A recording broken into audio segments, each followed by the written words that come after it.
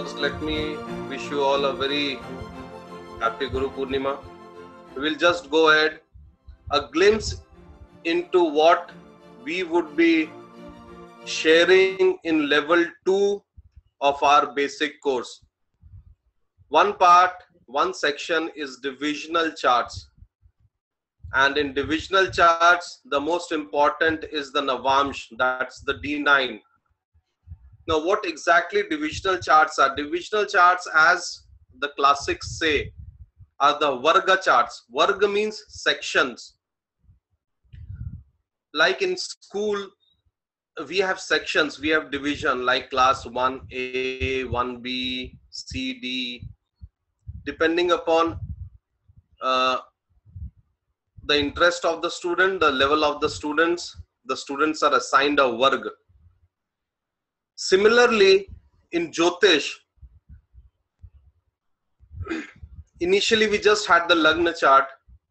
Then as and when things proceeded ahead, it went ahead, there was divisions or Vargas given to see actually a particular stuff or the happening in one's life. So the complete aspect of a life or a portion of the life of an individual was given into what is called as a Varg. Like we all know, D9 or the Navamsh is said to look to see the aspect of spouse or the better half or the Shakti aspect of the native. That's the D9. So in this D9, it's just not what currently we all have read on the internet, that is just for the spouse. In this section, in this snippet, we will see as how beautifully in Phal Deepika, D9 has been used to indicate the direction from where the native would get wealth, from where he would acquire wealth. As Sunil sir in the start said that people do not read classics. He said about yogas that Parashar Rishi has said that if the Lagna Lord is not strong, yogas won't fructify to the level they should. And that is the main issue. We do not read classics. We do not try to understand. We like to have the digested material so that we can just predict without understanding. Phal Deepika chapter 5, this complete slide just showcase the first 9 shlokas of Phal Deepika chapter 5, and you will see that what all knowledge those 9 shlokas have. We'll go ahead.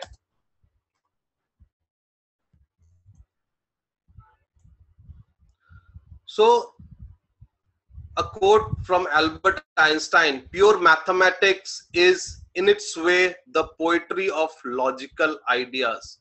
So divisional charts are nothing but deeper mathematical calculation or segregations from the Lagna. Divisions are done to provide some logical ideas. Vargas are nothing but logical blueprints taken from the birth chart. So this has to be taken into consideration. A very beautiful quote by Albert Einstein, and we'll move ahead. So the 10th house, Phal Deepika chapter 5 shloka number 1. This has multiple parts, and the first part of this shloka is one need to declare the fulfillment of wealth by any person or way from the planet in the 10th house with reference to the Lagna or the moon, whichever is stronger. Basically, for the current time period, we will just concentrate on Lagna. Once we master on the Lagna, we will move into Sun as well as Moon to go more deeper. So what exactly Mantreshwara wants to say, that declaration of the wealth. Now, there is one very important thing. You might be working in a different industry, but your wealth might be coming from a different source. For example, someone is doing a job, but he earns more from stock market. So the path from where, the way from where the actual wealth would be accumulated, or if you want to guide someone properly as where that native should go to earn wealth. So the planet in the 10th house, or if the 10th house is empty, the lord of the 10th house need to be taken as a reference.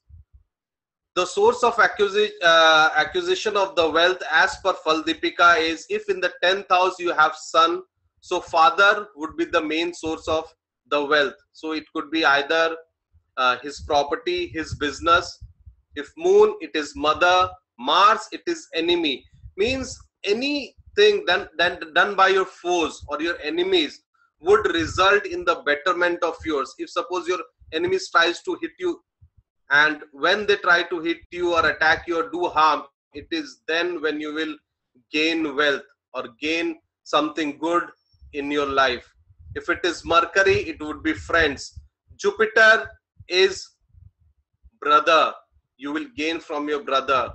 Venus is wife, and Saturn, when Saturn is there in your 10th house, it would be your servants from where you would gain. Now there is one important thing which is hidden in this shloka. If suppose these planets are placed in the 10th house, these are the people you need to respect. You need to have or show respect towards these people. If suppose Mars is in your 10th house, if someone you have enmity with someone, if they say you something, don't reply back. Hold on your reply.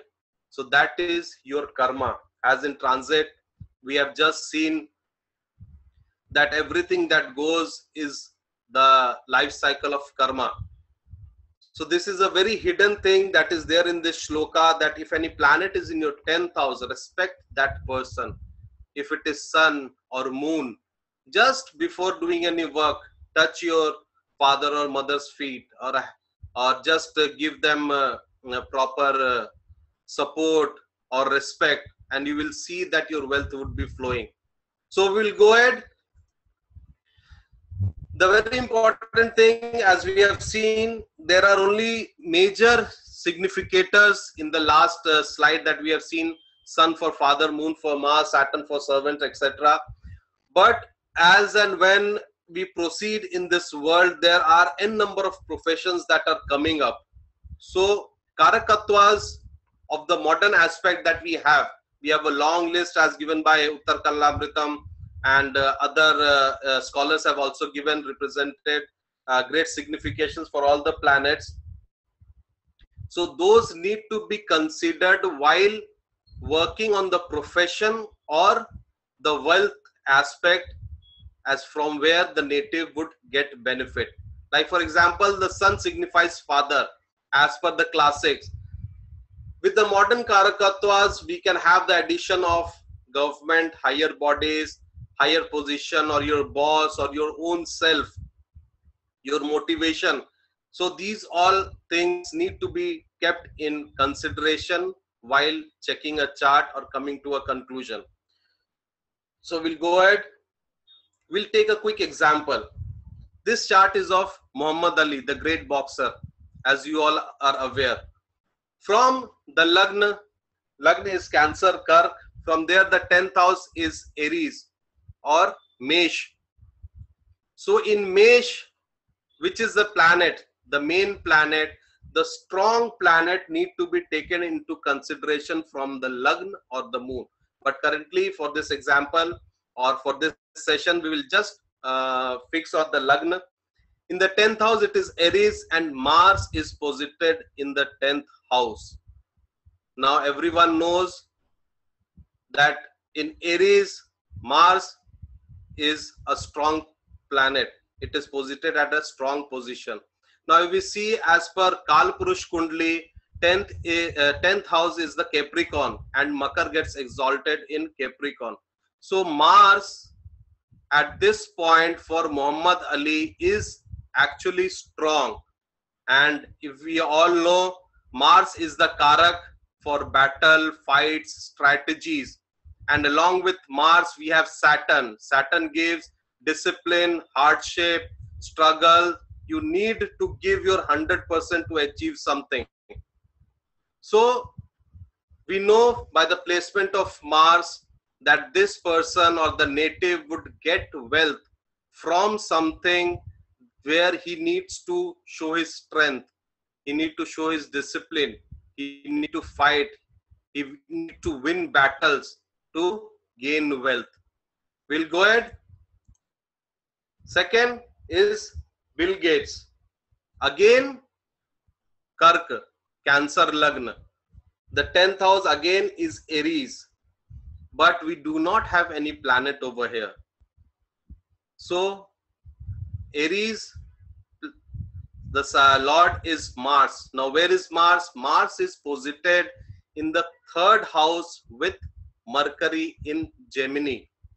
Now if we see Gemini, Mercury in his own house and is strong. And 3rd house, as we know, is the Upachaya Sthan. Upachaya means going up. It gives you support to rise. And as per Kalpurush Kundli, also Mars is placed in Mithun, that is Gemini, which is again the own house of Mercury. So here Mars is getting a lot of support or strength from Mercury. So the main Karakattvas that this Kundli should have are signified by Mercury along with Mars. So he needs to again battle, fight his strategies, but not as per what Muhammad Ali had. He had Mars and Saturn signifying strategies and fight, but he has Mars and Mercury. Means his strategies or his fight or his thinking process should be what Mercury showcases. That comes into communication, giving something new like softwares for the hardwares which are already there, coming up with something new. Mercury is young, so some new ideas coming up. So we all know what Bill Gates has actually given. He has given us Windows and many other things that are there. He was the first person who actually, Microsoft was the first person who actually gave tablets. That was way in 1995, but it was not given great viewership. It was not taken with good hand. And after that, when Apple came out with iPads and all, so it came into picture. But it was Microsoft's idea to come up with what is called as a palm desk or the palm held devices. So we'll go ahead.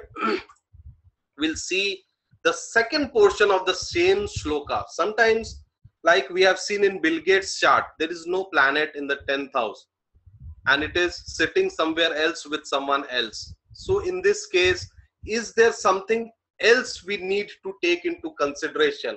And now comes the Navamsh, the D9, the 10th Lord in Navamsh.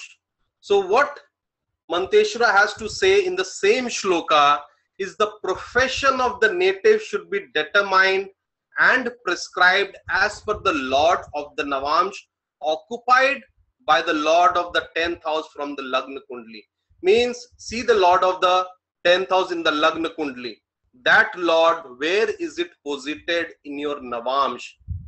The Lord in the Navamsh, where the 10th house or the 10th ruler of the Lagna is placed, will give you a way from where the profession or the wealth would come. Again over here, Manteshwara has said that stronger from Lagna, moon and sun has to be taken into consideration. So there are three aspects that we need to check. First, from Lagna, what is stronger? From moon, what is stronger? And sun, what is stronger? That would be at the topmost. That would bring in wealth for the native. But for here, we are just concentrating on the Lagna part. And the moon and the sun, you can take it as a homework and you can just try out so that it fits in your mind very properly. We'll go ahead and again touch base on Bill Gates. Now this is the Navamsh chart. We know from the Lagna that the 10th Lord was Mars.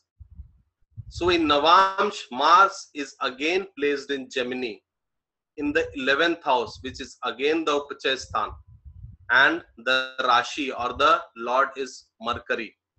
So if we see from the Lagna and the Navamsh both, Mercury plays an important role in the chart of Bill Gates. So main profession traits would relate to Mercury, that is communication, new inventions, new ideas, bringing up something into the world, commerce, coming up with more software kind of stuffs. So Mercury, new concepts would be coming up from this person.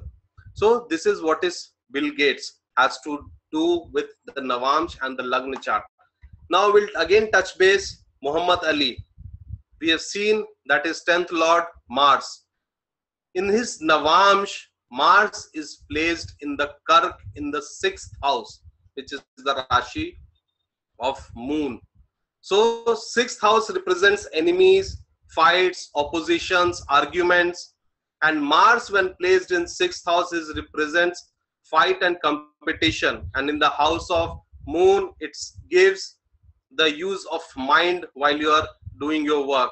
So as everyone know that fighting or boxing, you need to be very agile, you need to be very active, your mind has to be sharp to win battles. So this is what the second part of the first shloka from Faldipika says. Check the 10th Lord, its placement in Navamsh. The Rashi Lord of Navamsh would give us significations of the career or the wealth path of that native. We'll move ahead. Now, going ahead in the next shlokas from shlokas 2 to 7 or 2 to 8, Manteshwara has given, as per classics, as per Vedic times, the significations of the Navamsh Lord where the Lagna 10th Lord is placed. So what would be the outcome? We will just read through it quickly. If the shloka second said, if the 10th Lord be placed in the Navamsh of Sun, then the source of livelihood of the native will be through fruits and fruit trees, mantras, religious prayers and japas, cleverness, treachery, mischief, gambling, speculations, lying, blanket, woolen garments, medicine, chemicals, or the chemicals used in medicines, chemistry, metal, work from important person, government, or if we can say more of your self effort. The shloka 3 says, when it is the moon in significations in the Navamsh, the source of income would be through the seafood, means anything that is concerned with liquids like coral, overseas work, import export, agriculture, cows, buffaloes, milk products, and traveling to holy places, and with the support of a woman he would gain through textile, sales of purchase. So anywhere where your mind need to give in more effort, that is from where you would gain wealth, or your profession would be linked to that. Going ahead, the shloka number 4, when it is Mars which is in picture, the source of livelihood of the native would be from iron, copper, work connected with electricity, radio, fighting physically as well as legal cases, or gold ornaments, working in hotels, restaurants, weapons, firearms, courage, work with patrons of Muslims, intelligence, department, informer, or a thief. That is what as per Mars is into consideration. But we need to take in the karakatwas from the daily aspects also when we are giving our verdict. Shloka 5 says, when the placement is in the Navamsh of Mercury, the source would be poetry, scriptures, commissions, cleverness, teaching, learning, reciting of Vedas, working as a priest, journalism, communication, railways, gains, tourisms. So as we see in Bill Gates chart, it was Mercury that was there. So it's all his teachings, his communications, his new ideas, his ventures that made him actually what he is today. That is Bill Gates. Going forward, when point is Jupiter, when the Navamsh is Jupiter, when your 10th lord is placed, the source of livelihood would be through education. You would, the main would be your teaching, your Vedas, your knowledge, your intellect, preaching of religions, income from interest, banks, mortgages, financial institutes. So Jupiter, where your inner intellect or your hunch comes in picture, that is where the native would benefit when the Navamsh is of Jupiter. We have seen that many people say that they had a hunch that they would have a profit from doing this. You check those chart and their 10th lord would be in Jupiter's Navamsh in their Kundli. Going ahead, if it is Venus which is in picture, it would be again somewhat related with woman, cow, buffalo, elephant, horses, music, instrument, dancing, singing, perfume, ornaments, textile, poetry, luxury, cosmetics. So anything which is more materialistic, means which attracts you, which attracts the person in front of you, is what Venus would signify. The more attractive you would be, the more gain you would get when you have your 10th lord in Venus Navamsha. Going ahead, we'll see Saturn. Now, when 10th lord is placed in the Navamsha of Saturn, the income would flow from roots and fruits, physical hard work. Roots and fruits can be signified for Ayurveda also, for Veds. Doing work, laborer's work. Wealth of not a good person, means you could be an accountant to a person who is not so good in the society. Money acquired through underhand and from illegal means bribery. So that kind of a person would be very high. His income would come mainly from bribes. His monthly income would be 10,000, but he would be earning in lakhs. If Saturn is in picture, it would be bribes that would be bringing in the extra 90,000. So these are some of the significations which actually Faldipika showcases in consideration to the Navamsh, where your 10th lord is placed. So, but we need to take into consideration the modern aspects also before giving the verdict. Going ahead, we will see the third aspect of the same shloka, that is, what is the importance of the Navamsh lord when seeing the wealth acquisition for a native. Now, shloka 9, first part has to say that if the lord of the Navamsh be strong, there will be growth of wealth without much obstacles. If it is weak, the earning would be little. So this is a very, very important shloka that Manteshwara has said in Faldipika. There could be many good yogas, or the placement would be good in the Lagna chart, which showcases that the person would have lot of money, but he is not getting it.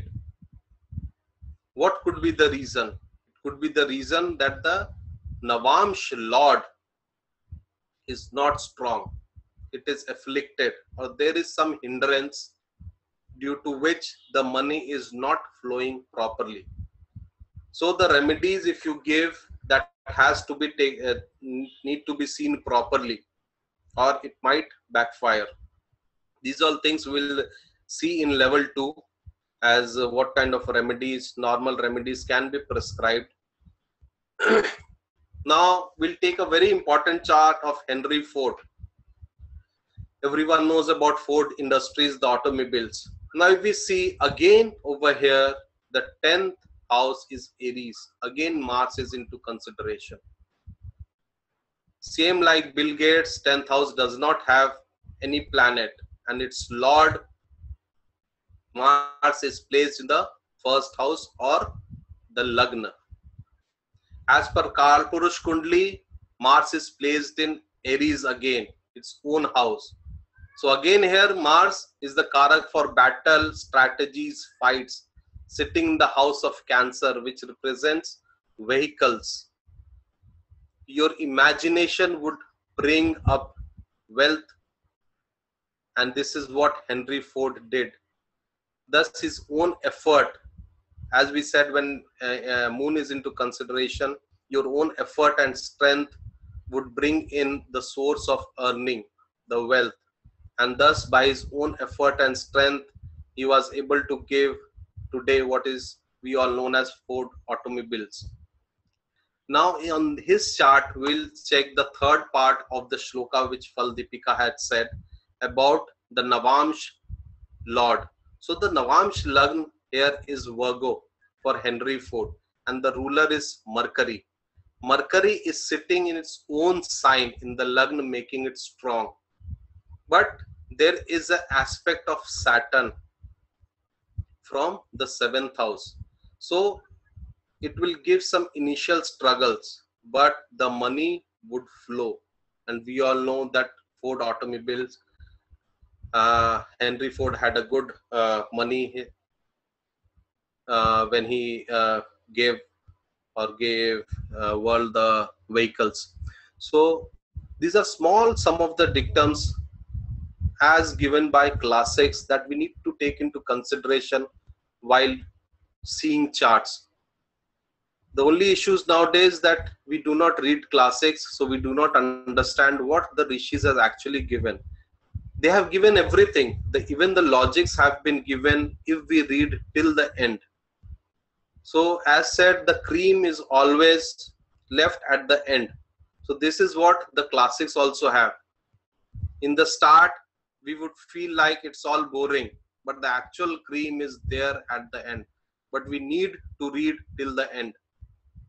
As Sunil sir said on his YouTube channel, someone asked, why do you waste 20 minutes just introducing or giving whatever talking, anything nonsense? So he said, I do that who have their weak Saturn, they would drop off because the knowledge is not for those persons. This is what the rishis in the classics have also said. They have started with advanced stuffs, but the main important cream, why this is happening and what need to be done is in the later chapters. That starts, as Sunil sir says, from the 23rd minute of your YouTube channels.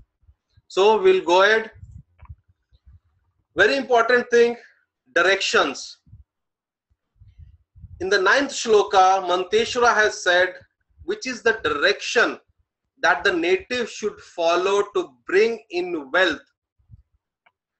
So the shloka simplifies as the country or the direction from which the growth of wealth of the native will be indicated by the sign represented by the 10th house or the Navamsh occupied by the Lord of the 10th house.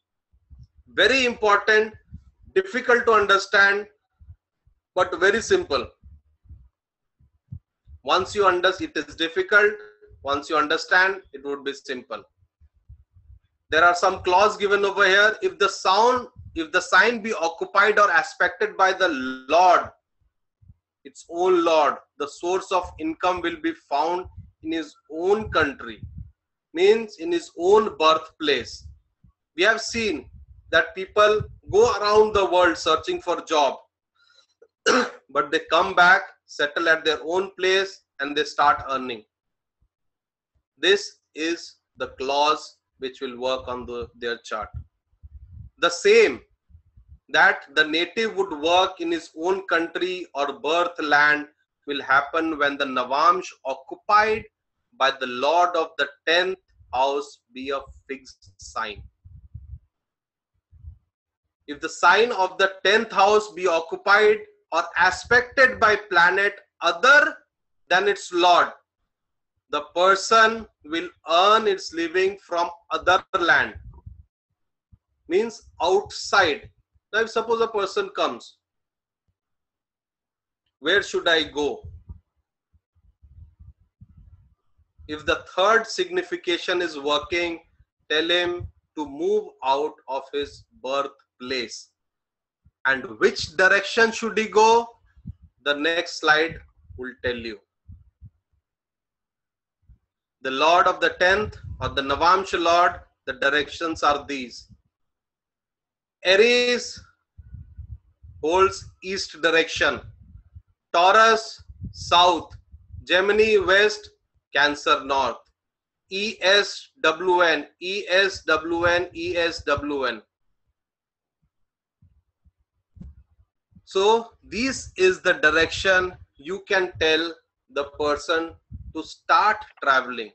In the olden days, what used to happen, farmers used to harvest the crops, or the woodcutters would bring in woods. They would consult their astrologers or the pandits at that time as which Rajya or the kingdom I should go so that I'll get good benefit of what I have in hand. So these are the things from which the Jnani need to tell the person who has come that which direction he should follow so that his karmas are fulfilled. Because the base of everything remains karma. That is the cycle which makes everyone move in a 360 degree circle. We need to break that to go ahead. So these are some of the significations. The planets which are actually into consideration. If the planet, check the planet which is there into consideration. If it is Sun, it is the east direction the native need to travel. Jupiter, northeast. Mercury, north. Moon, northwest. Saturn, west. If they are the nodes or the luminaries, it has to be southwest. If it is Mars, that is south, and Venus would be southwest. Now if we take this into consideration, Sun is in east, so these are the east direction. So check on the exaltation rules of the planet and you will get a hint as which direction the native has to travel depending upon the strength taken from your Lagna, your Chandra, as well as your Surya Kundali, and then give the final verdict as what the native has to do. Because when someone comes for a consultation to you, it is just not the fees that one should be very much interested in. It is how to help the soul or the person who is coming to you to break his karmic patterns, so that is he does what he needs to do, so that his syllabus of class 1 or the what he need to learn in the Kaksha 1A is completed, so that he can get promotion to Kaksha 2A. So this is all a glimpse of what divisional charts has to say, that we would be seeing in level 2 and much more deep when we will be starting. So thank you so much for hearing me, and I'll pass on the podium to Anuradha Di again, because we have a few questions for you to answer. We have a few questions for you to answer. Pranam, we are talking D9. Yes, Ashish Verma, we are talking D9. Okay, Pranjal Dikshit says Rahu Ketu, sir. So I think we've lost it. Rahu Ketu is not given by Manteshwara into his consideration, but as per modern significations, we can take them into consideration if you want, because they are shadow planets. They do not have anything substantial to give you. What they will give you is what means you need to have a base on which the nodes need to work, either to expand it or to compress it. So they act as something called as supportive instruments. So if suppose you have Venus strong and Rahu is connected, so it will give an expansion to the properties of Venus. Now if we see, you all can just check the chart of Aishwarya Rai. There you will see this connection and what Rahu has actually given to give her so much name, fame in the society. So that's a kind of a small homework that you can take. Okay, so we have question from 2 to 3 questions. We can stop share and you can answer the questions, Rohit bhai. Okay. No, that's okay. I'm reading. If the ruler,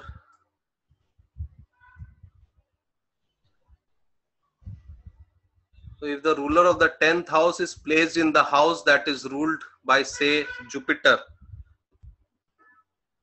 the profession of Jupiter won't be indicated mainly. If the strength of Jupiter is more, if it is more stronger than the 10th lord, then it would overshadow what the 10th lord would give. But mainly we need to focus on the 10th lord. It would give you the main line that you need to follow or focus on to gain wealth.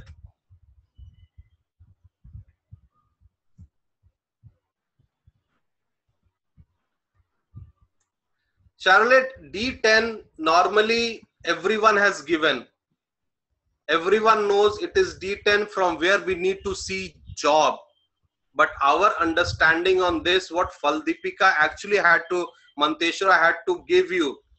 Now, if suppose, like for example, let's take example of Madhura. Madhura works in an IT company. Okay. But her name, fame, or the wealth comes mainly from some other work or her hobby. It could be your writing, it could be poetry, or it could be blogs from which she is gaining. D10 will give you what job you need to do, but D9, the one that we have taken into consideration, would give you what way you need to follow to gain wealth. If suppose someone comes to you, I work so hard, but money is not coming. You see the 10 chart, D10. Yeah, he is doing what he needs to do. His karma says he need to be a computer engineer. He is a computer engineer. So he should get wealth. What would be your answer? So this is the answer that we shared today. Check the 10th lord and the Navamsh position. It will tell you, if you see the native, it might tell you, oh, you need to do a other job or something into stock market or something into teaching, from where you will gain more wealth. This is more on wealth direction, not on the job direction. Another point is that Yeah. I would like to add here, Rohit bhai, is that Charlotte, we are not just we have taken out some a rare example from one of the classics that has to do with job at the same wealth at the same time, taking into account a divisional chart.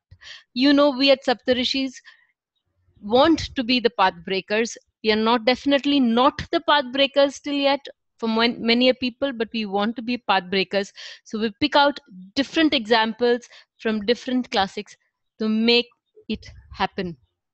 Okay, so it's a one-off example. It's an exception to the rule, and yet it fits the rule to the T. Thank you, Rohit bhai.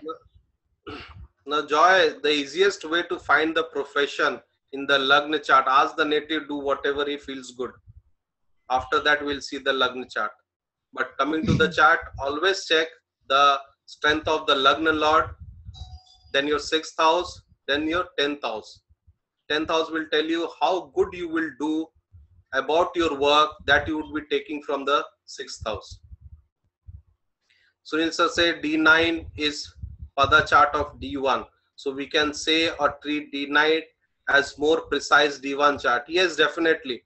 See, there is one very important thing, as Sunil sir has already mentioned, that there is a very old astrologer in somewhere in between Karnataka and Maharashtra border. So he only uses D9 to do his readings. There is one very important thing we need to understand. We see the spouse or the partner from the D9. So if we see, it's a Jyotish is a Vedang, right? In Vedang, it is always said that a person is an embodiment of Shiv and Shakti. So your D1 is the Shiv aspect and your D9 is the Shakti aspect. Until and unless these two are balanced, you won't go properly in fulfilling your karma or the work. So what Sunil sir says, you need to be very attentive. It had happened with me many a times that he says a single word and it's for weeks that I just think over that stuff. He's no less than a rishi. He gives you things in a fly, but it's up to you if you are able to grasp them. So this is what he would have given when he said D9 is a Pada chart of D1. It's strong thing that he has actually shared, if he has shared. When he's moved, he keeps on sharing lot of things. So Pranjal, generally which type of strength? Strength, as we have seen in basic, the categorization of strength when it is his own house, exalted, aspected by benefic, is directional strength. So directional strength and the Shadbalas, we would be focusing on our level 2. People sometimes change many jobs and some of these jobs may be entirely different nature. This can be seen from the D10, the change of the jobs, and also your D1. D1s 1, 6 and 10. D9 is specifically from where you would get wealth. So if a person comes who keeps on changing job, check the Lagna and the D9 connection and tell him this is where you need to fix yourself if you want to gain wealth. I heard that D9 shows the inner feeling or attitude of a person, which is of the inside. Is that true? This is what Charlotte I just said, the Shakti aspect. That's the female energy. So all good. Anuradha, please go ahead. I'll mute myself. If suppose there is something we can discuss in our on our FB forum, we would be glad to guide you all as per our level. So muting myself. We have completed our discussion for today. We have covered 2 chapters today, 2 topics today, one being transits and the other being a part of divisional charts. This is just a preview to what we plan to teach in our upcoming classes in July. And we wish on this very beautiful day from myself, Rohit Bhai, Madhuraya, Sunil sir, each member of this team of Saptarishis Astrology, we wish you a very happy Purnima, a very blessed life and a wonderful journey in the world of astrology.